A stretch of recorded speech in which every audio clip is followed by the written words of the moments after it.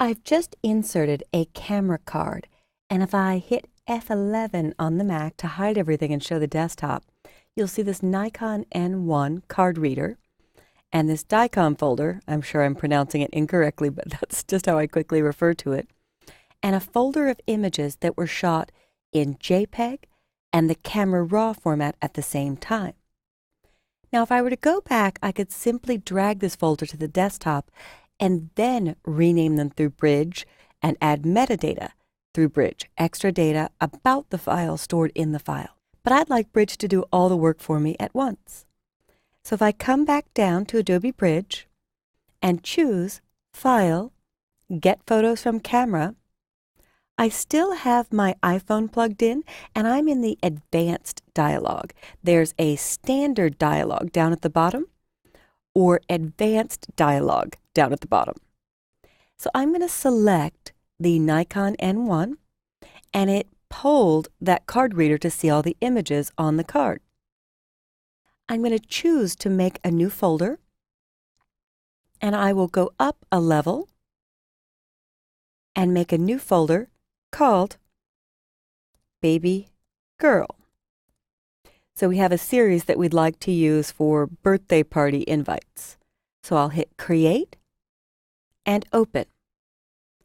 And by default, it will be set to make a different subfolder for every shot date, but I prefer to put them all in one spot and not have Bridge create subfolders for me.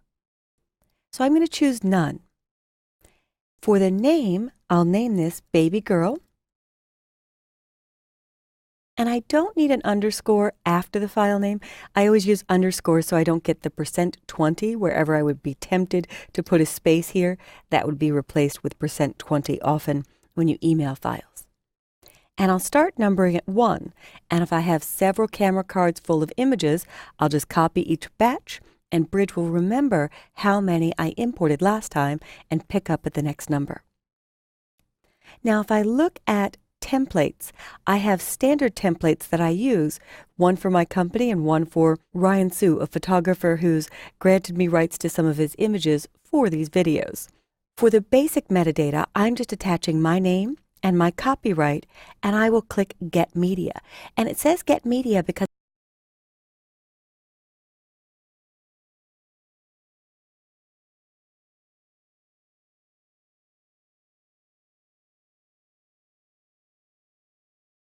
upload the JPEGs or give the JPEGs as proofs to the client, but it will bring in movies. My iPhone can record movies, my Nikon can record movies, and I think they're both in the .mov format. I'll see when I go in and take a look at some folders with movies from each device on them. Now, just below the bottom of the screen is a little Get Media button that I'll click, and there are 23 files that it is copying. Once they're imported, I can choose to review these in several different ways. And you'll notice that the camera made a JPEG and a RAW, a .nef. The extension for RAW changes depending on your camera type. There are lots of different extensions, over 400 types of RAW. And if you aren't familiar, high-end cameras, ones with changeable lenses that usually cost at least $500 or $600 and could go up to $8,000 or more with lenses, they shoot in native RAW format. So Nikon's RAW format is .nef, but you may see .crw, which stands for Camera RAW, or .cr2, or .dng, which stands for Digital Negative. Again, there's over 400 of these. So the high-end cameras are known as DSLR, Digital Single Lens Reflex, and it just means that you buy an expensive camera that you can swap out long-distance lenses, macro lenses, a variety of lenses to get the exact thing you're looking for out of your shot. So on those devices, the default usually is to shoot only in JPEG, and JPEG would be an already processed and developed image that's ready to email to anyone or upload to Facebook or share on social media. The RAW is the one where you get to do the developing on the computer. You develop in Photoshop's Camera RAW plugin, or Bridge also has a Camera RAW plugin, or you develop in Photoshop Lightroom, just like you would film.